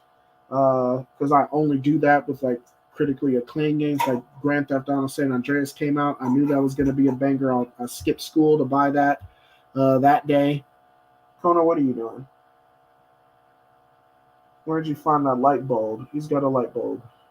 Just don't break it. Anyway, I spent $100 on Web of Shadows. Oh, man. Yeah, was it worth it, though? No way. The PS3 version? So, yeah, I hear, like, usually the PS3 version does not run as well. I don't think I have Web of Shadows. I want Web of Shadows. I've got the other one where it's like you play as the 4 different Spider-Man. It's like, it's not Edge of Time. That's the other one where you play as like future Spider-Man. I want to get that one too, or maybe I have it already. I don't know. But I've been getting those for the Xbox 360 because I want them to run better. So yeah, Def Jam was so damn good. Def Jam was so good. I don't like that's free money right there. If they could remaster that, the problem with that is licensing. It would be a nightmare. You know, all those agreements have since expired. So if you want those artists and their songs to appear in the game again, then you got to go back and make deals all over again and do all that. And honestly, a new Def Jam, I'm not a fan because I'm old. I'm not a fan of like new hip hop, mumble rap, and all that stuff. So I wouldn't want to play a Def Jam game where you play as like, I don't know, like Sexy Red or NLE Chopper or whoever, or NBA Youngboy or whatever. Like most of them are, I just don't. I'm not feeling them like that. So yeah, too bad, too bad. So that's a game. I mean, I don't think we'll see the likes of a Def Jam game again. I would like to, but we'll see. So let's see. I let my brother borrow Web of Shadows, but I know he won't do me wrong. That's sick, man. Web of Shadows is still badass today. I want to play Web of Shadows. JoJo's Bizarre Adventure on PS3 price drop once the PS4 version came out. Yeah, it was 150. Yeah, it was. Yeah, that game was on creeping up to $200, but then the PS4 came out. Ain't it the same game? If I'm not mistaken, isn't it just like a port? But yeah, the JoJo's Bizarre Adventure on PS3 now is half of what it was. Man, Armor Core 6 is so damn good. They just introduced rank 1v1 and 3v3 battles. I haven't even played Armor Core 6 yet. I'm going to have to get it on the PS4 because we're on the PS5 yet. But yeah, I definitely want to grab it. I remember getting both Def Jams for $10. Yeah, man, it was the days. I never played Tony Pro Skater 5. I hear it's 100% trash. It is. It's 100% trash. And I think they took support so you can't play like it doesn't have like we couldn't get it to play like a career mode, just like a single player adventure, because that's what we were doing with Tony Hawk's. Like we would just take turns playing, trying to unlock 100% on all levels, you know. So that's where it belongs, honestly, not Pro Skater. Man, I'm telling you, Shadow Dimension. Yeah, thank you. Yeah, that's the one I was talking about. Shadow Dimensions. Web of Shadows is going up again. Yeah, like I said, those games never sold well. So if you don't get them now, there's no reason for them to drop in price. And at least not for like a decade or so where no one cares anymore, right? So, you know, it's that effect. That's what happened with the Atari. I talk about that all the time. In the early 2000s, an Atari 600 or Atari 2600 on eBay was like $400. A lot of Atari games were going for like 50 and up, but that was because our dads had disposable income at the time. And so they were going back buying their childhood again, right? So that's why those prices shot up.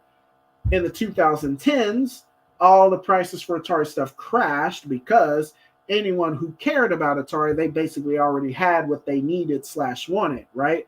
And so all the rest of us, I'm like, I don't care about Atari, not that much. I got my Atari 2600 from my mom, and I got the games that she had that we used to play, and that's it. I don't need to go out and collect anything else Atari. I don't really have that strong enough desire to do that. So yeah, because people don't care, ain't nobody buying Atari no more. There's a ton of Atari stuff out, right? Because it sold well. A lot of the games sold well. And so, you know, they're just collecting dust. Now you can buy Atari bundles for like $50 with like the controllers and like 20 games and all that. So now it's back to those prices, you know, where it was like, you know, late 90s, mid 90s era, where, you know, right before people started checking for it again. So that'll happen eventually. I suspect that we'll see that in the next 5 years with third and fourth gen stuff. So a lot of, you know, you're going to have your outliers, right? Like Pocky and Rocky is never going to go back down to $20. It's never going to happen. But a lot of the games that are like 50 and 60, a lot of the games that are $100, you're going to see those drop back down to $20. And so in the next 5 years, just because everybody who you know yourself included, who's hardcore collecting for NES, Super Nintendo, Genesis, most of you guys have big collections already.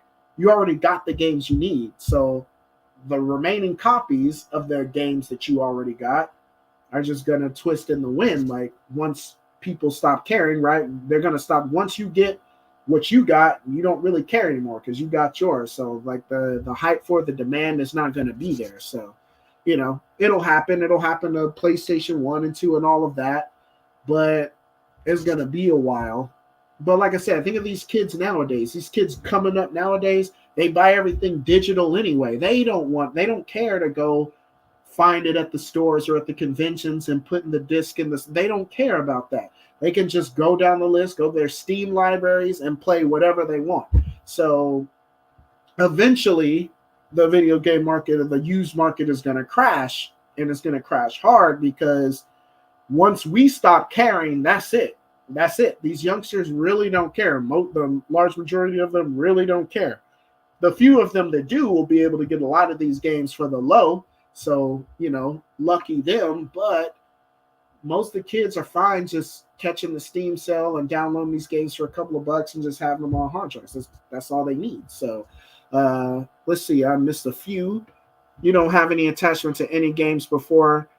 Yeah, I don't have any attachment to any games for NES. That's facts. And even the NES, like I liked a lot of those games, but again, I got them all already. The ones I really, really care about, the ones I grew up playing, I got them all already. So I don't care. I don't go looking for Nintendo games anymore. I don't go looking for Super Nintendo games. I never had that attachment with the Super Nintendo. And if I just want to play them, like I got stuff. Sorry, I'm breaking everything. Like this giant thing that I covered a while ago that has tens of thousands of games on it. Like, if I just want to play the game, I can play the game, you know, if I just want to play it. But there's some games like Metal Gear Solid where I want to hold the case and look through the booklet again, just like I used to, and do all of that stuff. And so, you know, you got to have it physical for that. But let's see. Looking back on my past. Oh, wait. I missed something. Let me go back up. Yeah, so you say, well, the shadows is going up again. Koba says, looking back on my past purchases last year, I nabbed Def Jam New York for 160. I feel like it was only going to keep going up. And you're right, Def Jam Fight for New York, which is crazy because there's a greatest hits of that game. That game sold so many copies, but that game is just going to keep going up in price. Like, until they release a new Def Jam, which they're not going to. So that's why it's going up in price, because we haven't got a new game in the series. When a new game gets announced, the hype from that is going to drive the price up even more until the game comes out, and then eventually, if the game is good, then the hype for Fight for New York and the others will go back down. That's why Vendetta is so cheap. Okay, nobody cares about Vendetta when Fight for New York was so good. You honestly don't need to play Vendetta for the most part if you got Fight for New York, other than if you're a big DMX fan like me. I got to play as DMX, so I got to have Vendetta for that. But for the most part, like that's how it works. So, the cheat code Alien Resurrection allows you to play burned copies of discs. That's specifically why it's going up in value lately. Oh, so there's a hack to it, a physical hack to it, where you can play burned copies of discs. That's pretty crazy.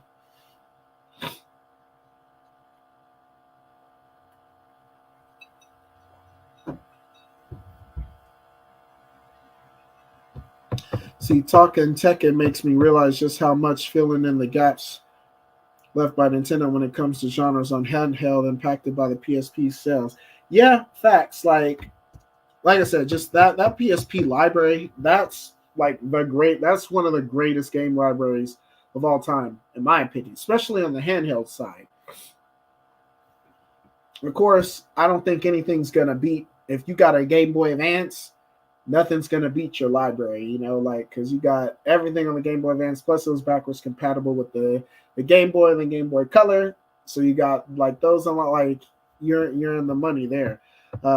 Let's see, whereas I can name several solid fighters on the PSP, I can only really named Jump Ultimate Stars on the DS, and even then, that's more Smash-like than any other traditional fighter. Yeah, like I said, there might have been like some ports of some Street Fighter games on the DS that I maybe, but yeah, there might be a random like King of Fighters game on the DS, but for the most part, yeah, like fighting games. If you want fighting games on the handheld, you got to go PSP. Not even the 3DS compares to the PSP with the fighting games. The Vita does not compare to the PSP with the fighting games. Like racing games are the same way. You got Mario Kart and what else? You know what I mean? Like there might have been some Need for Speed or something maybe came out, but they're not going to be better than the PSP versions. So yeah, racing games, fighting games, even first person shooters. Like how many first person shooters on the DS and 3DS compared to the PSP? And there's not a lot on the PSP, you know? Now, like I said, yes, the PSP had that issue with the one analog stick, but again, if you play it on the PSP Go, you can hook up your PS3 controller and then you can circumvent that. It'll add functionality for the dual, analog sticks, which is dope. So, you know, I have my Atari 2600 Junior since I was 3 years old. It still works even though the plastic is breaking apart. Oh yeah, a few moving parts made out of solid, materials. Yeah, that stuff will last longer than we will. Patsy Blue says, "Happy New Year again. Happy New Year. Welcome to the stream. We're just kind of shooting the breeze. I was in a PlayStation PSP fit, so I showed some games that I've been playing on the PSP. We looked at. What's one game you felt like it had such a cool atmosphere? Um, hmm. Again, I felt like had such a cool atmosphere.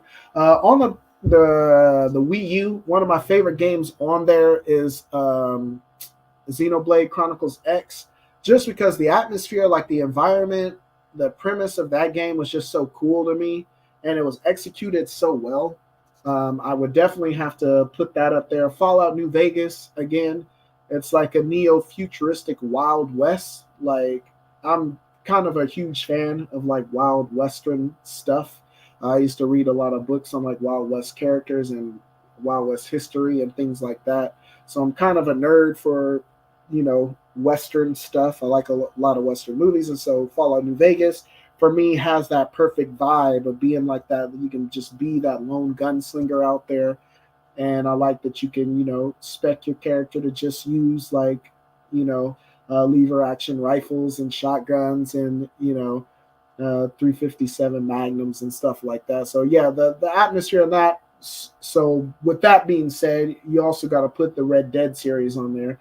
Red Dead Redemption 1 and 2, fantastic atmospheres on that. And yeah, I would say also Armor Core. Okay, we was talking about Armor Core. I like the 4th generation the best so far out of all the Armor Cores I played, and I think I played all of them or most of them. But Armor Core 4 and 4 Answer. Armor Core 4 Answer is my favorite Armor Core in the series. And keep in mind, I have not played 6 yet, but 4 Answer is my favorite in the series just because the lore that was surrounding it, the story, just the world in that was so cool to me. So there's a lot of games on my list that have like that just got me for the atmosphere, but that's one of them. Honestly, I've been playing No Man's Sky. I might do some more No Man's Sky this weekend, stream some more of that. But we just scratched the surface on that. I've been playing a little bit since, and I'm not sucking as much on that. But No Man's Sky is phenomenal.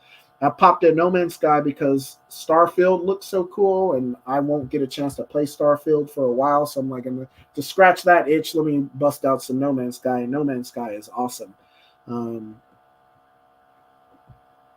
So let's see. That's true. Digital convenience is king. Any thoughts on Best Buy quit selling physical movies online in store? Also, Walmart to stop selling games in store, I believe. Yeah, that kind of sucks because the only reason why I would go to Best Buy is because Best Buy had a deal with limited run games. So Samurai Jack Portal Through Time, which is a limited run game for the PS4. I bought that at Best Buy for like $30, brand new.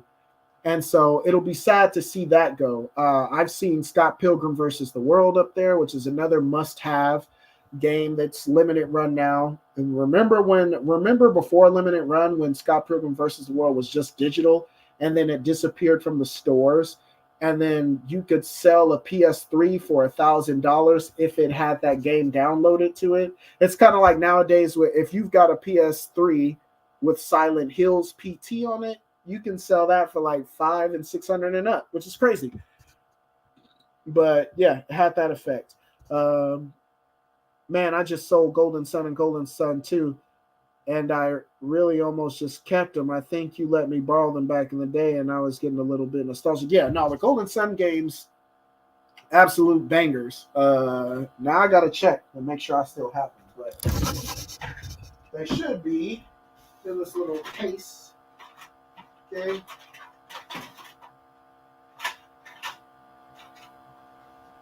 Yeah, so I don't have. Whoops, let me plug this back in. I don't have that many Game Boy Advance games left, but I do have my Golden Suns. Okay, I got Golden Sun. I got a couple of I got the Castlevania games. I'm missing a Harmony of Dissonance, but I do have Circle of the Moon, which was my jam back in the day, and Aria of Sorrow, which I never played, but I saw it for a crazy good deal, so I just bought it because I knew it was an expensive game. And Darkstalkers on PS3 was awesome. Absolutely, it was. I was playing that not too long ago. Lyman 13, what's going on? Long time no talk to. What's up, Lightsaber? What's your take on game prices rising to $70 to $100 and the push to force physical collectors to go digital? Hang go digital. Will used prices go higher? So, a lot to unpack there. First, games rising in price from $70 to $100. I would say games going back to $70, $100. If you were playing games in the mid-90s, if you were on the N64 games definitely, they cost more than PlayStation 1 games on average. So getting like Banjo-Kazooie new and like Smash Bros. New, a lot of those you were paying $70 for. There's people that's been paying like $70 to $100 for the collector's editions or the day one editions to some of these games like Call of Duty or NBA 2K. Me, I don't care because I don't buy games new.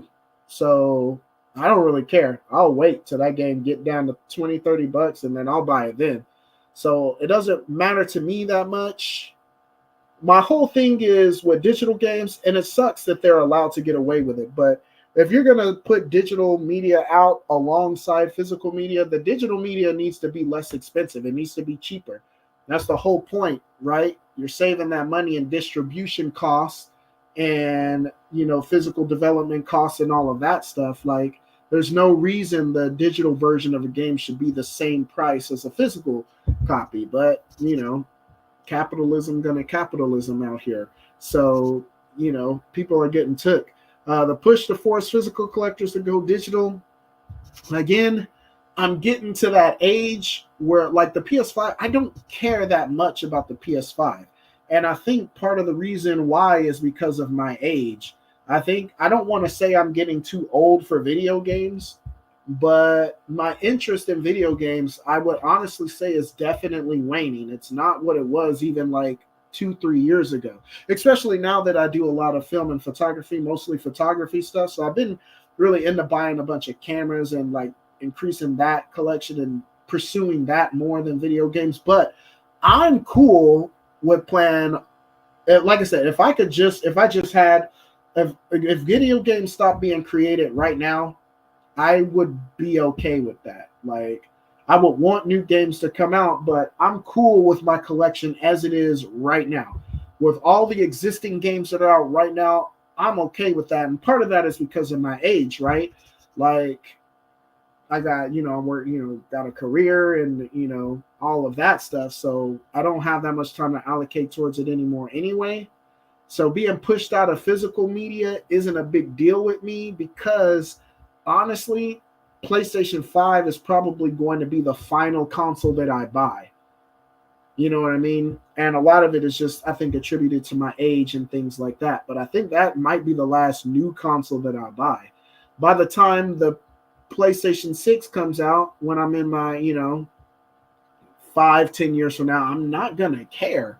I don't think. Like, it's weird to think about that, but it's true. Like, I don't have the same passion for video games, for new games, that I do. Like I said, my old games, I still feel the same way about those. I still love playing those and being transported back in time, and all of that. And new games can't do that for me. So I'm okay if I get pushed out of digital media. If I get pushed out of digital media, then that's where it ends for me as far as like collecting new consoles and stuff like that. I like playing games digitally, but I hate the guarantee that I don't own the game. So if there's a crazy Steam sale or something where I can get a game for a few bucks, then I'm cool if I ever lose it because, well, it only cost me a couple of bucks.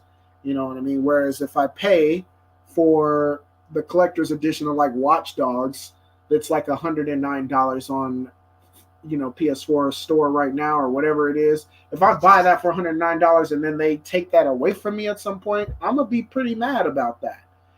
So yeah, if they push us out of physical media, then I'm pretty much done at that point. And I'll just be cool with all of my existing stuff at that point.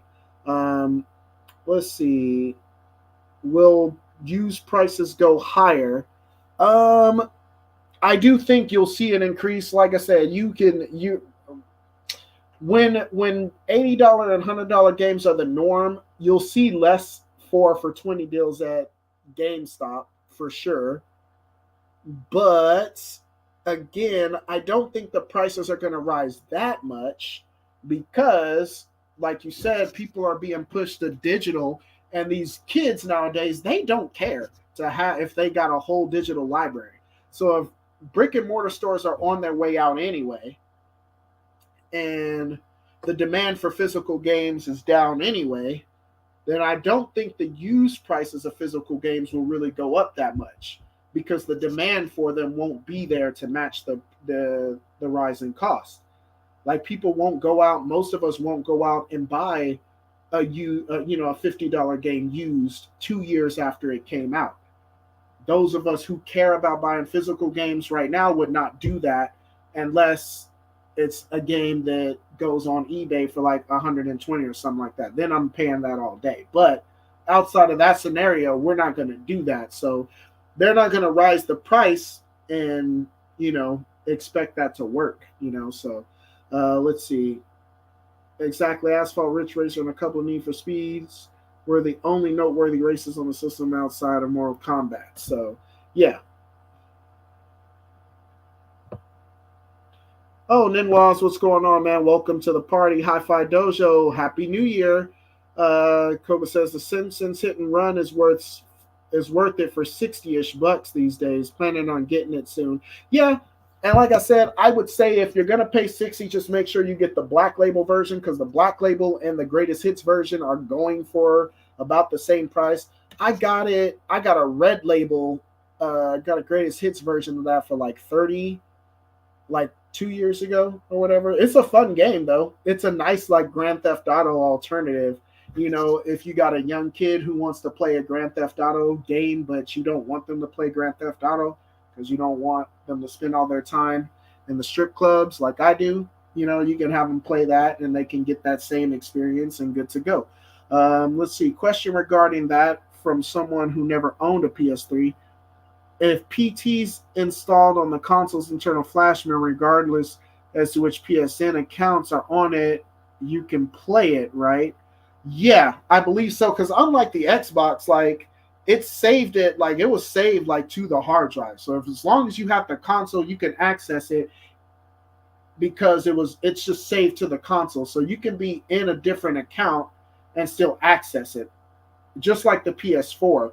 I bought my girlfriend huge into what is it? The Forgotten Realms games. What do you call them? Anyway, Dark Alliance. She had that on the PS2. I just bought that for her for Christmas. I got on my profile and started playing it. So as long as it's on that PlayStation, it's fine. I don't think that used to be the case. I'm pretty sure that didn't used to be the case, because I got a copy of Beat Saber that my friend. Oh no, I remember what it was. My friend accessed his account on my PS4, and we played Beat Saber that way. But yeah, no. If you download it to the hard drive, you can access it from any account that you sign into. Pretty sure that's the case. So don't quote me on that, but I'm almost sure that's the case because, like I said, my Dark Alliance, that game, we both play it regardless of who it is, just because it's saved on the console. So let's see.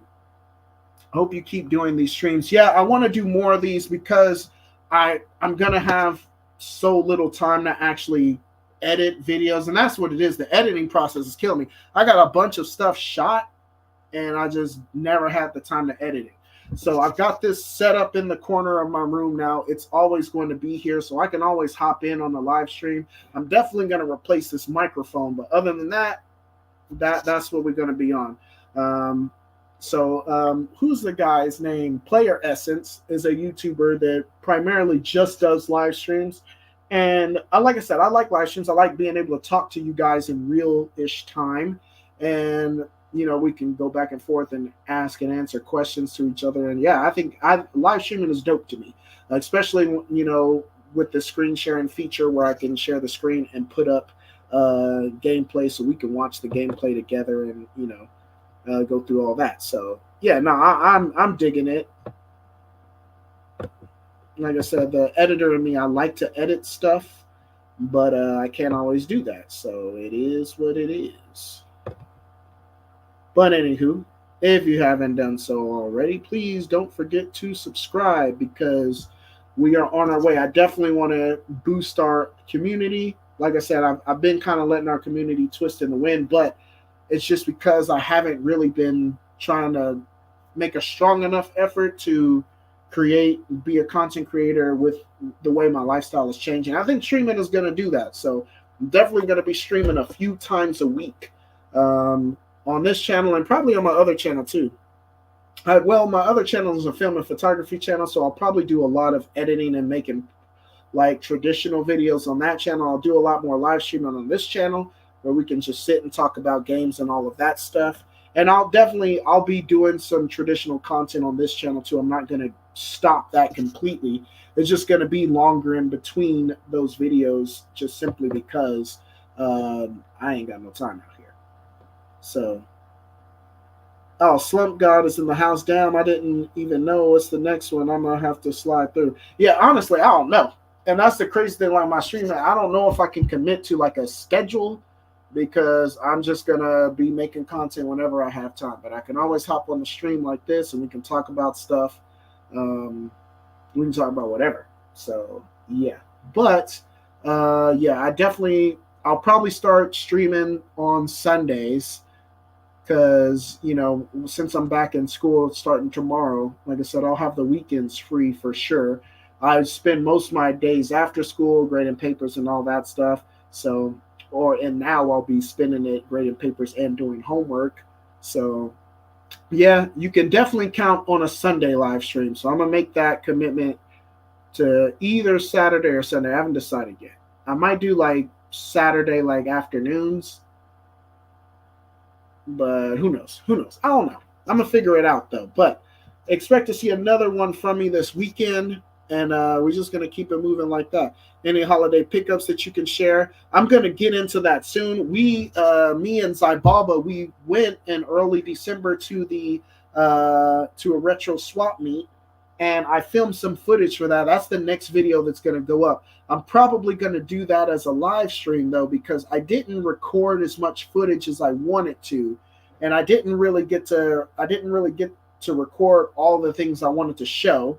So we'll live stream like this, and then I'll share that footage with you, and we'll talk about what I picked up and all of that stuff during that live stream. Well, that's what we'll do this weekend. So I'll put that footage that I shot together. We'll watch that all together this weekend and kind of go through it during the stream. So good hearing from you. Have a great new year. I plan on it, Lyman. This Okay, like I'm really trying to go for like five. Whoops, I just kicked the camera. Really trying to go for like 10,000 subs this year. Okay, I'm at 2,000 right now. I feel like I can do it. I got 16 of y'all in the stream right now, and I appreciate that so much. So that makes me feel like you enjoy the content, what you're seeing and participating. And so I just need to do it more often. And I just feel like if more people see what we got going on here on the channel, that they'll also want to join us. So we're going for it this year. I see Microsoft implemented an account bound form of DRM for the console. Yeah, that's what they did. Wherein a full game install on a console's hard drive was bound to the live account that purchased it. Yeah, PlayStation doesn't have that. So, like I said, I'm pretty sure that because I've accessed games from when I've got like 3 or 4 PS3s, and all of them were used, and I feel like that one of them had like a game on it, and I can't remember what it was now, but I just signed into my account and then I played the game because it was on the hard drive. So if it's on the hard drive, you can access it from the. I'm pretty sure that's how it works. So let's see. I have the same problem. Tons of footage, no time to edit. Yeah, that's facts. Like it's yeah. So I think live streaming like this is gonna be where it's at. And high five, if you ever want to hop on a live stream, let me know, man. Okay, because that's always fun. Like working with you guys and Pick Flip and all of them. And same thing for Joe Casey. You not here, but when you see this, Joe Casey, actually, I want to get together this weekend. I text you. Okay, so if you watch this later, I text you. Actually, you responded to the text, but we're gonna do something with Professor Joe Casey at some point this week. Got Cognac. I want to get you on the stream. Like I said, it's time to get the gang back together and get the community popping again because I gotta stop making excuses. Yes, I'm busy, but so is everybody. So that being said, I appreciate y'all taking the time to hang out with me. This only was supposed to be an hour, and here we are close to the 2 hour mark. So okay, you're gonna message me on Facebook for sure. Like I said, maybe we can do something Saturday or something. I want to stream some more No Man's Sky. I'll probably stream No Man's Sky Friday night. That's what I'm gonna do because I'm not gonna have any papers or anything to grade this week. Kids are coming back. I'm basically just gonna be talking to them about behavior and all that stuff. That's all we're gonna focus on. Okay, seating charts, all that stuff. Getting set up for the class. So we're not gonna be doing any work the next 3 days. Okay, because they're only back Wednesday, Thursday, Friday.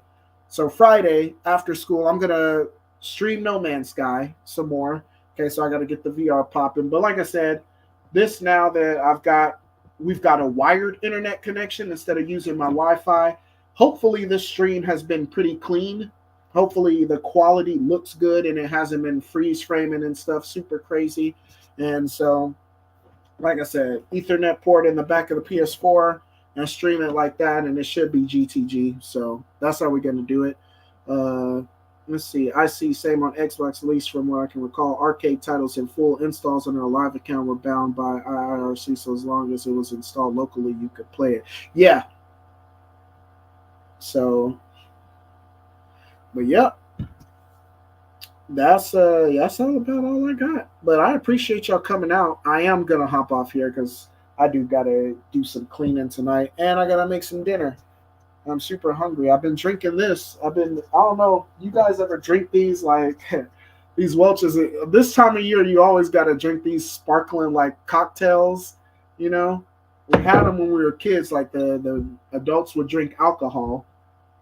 Like my parents, they would have wine, and then we would have these and pretend that we were drinking wine, which honestly sounds like bad parenting when I think about it. But here I am as a middle-aged man, and I don't drink alcohol. So, I mean, we all right.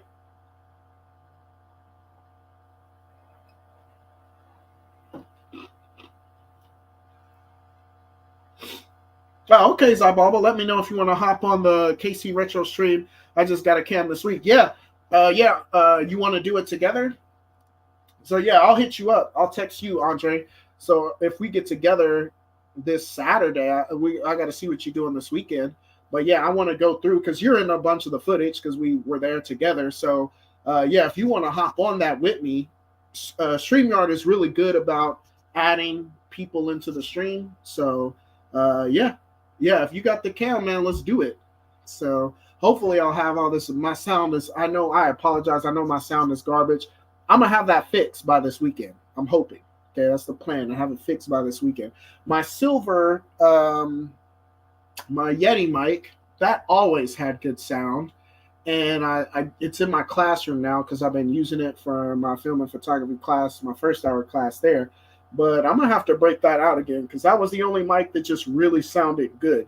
Like I said, this one sounds okay, but I don't know where I put the long cord for it. But yeah, if I pop it in, like it usually sounds okay. But anyway, like I said, I'm about to get out of here. I'm gonna hit you up, Andre. I'm gonna hit up Joe Casey. Yeah, Hi-Fi Dojo. I'll be looking for you in the Facebook comments. We'll get something popping in the near future. And like I said, even if it's something later this week, if you want to get together around, like 5 p.m., 6 p.m. or so, like any one of these days after school. This week I won't be doing much, so if you want to hop on something, like we can do something real quick, and talk about a subject or whatever. But yeah, I think that's gonna do it for me, guys. If you like this content, go ahead, hit the like button, subscribe. If you do, any questions, comments, concerns, threats, let's talk about it in the comment section below.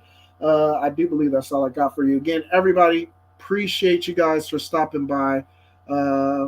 Yeah, 1 to 5s, Ibaba, Hi-Fi Dojo, Mesmers was in the stream, Koba was in the stream, Lyman 13 was in the stream, Slump God was in the stream, Patia Blues was in the stream, Ninwaz was in the stream, Big Rome G was in the stream. I appreciate all of you guys coming out. And of course, Waves and Games was in the stream too. I appreciate all of you guys coming out.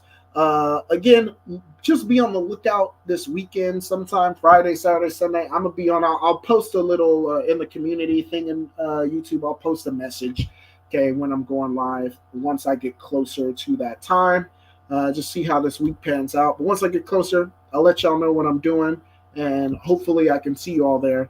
But that's all I got for you guys. Until next time, goodbye.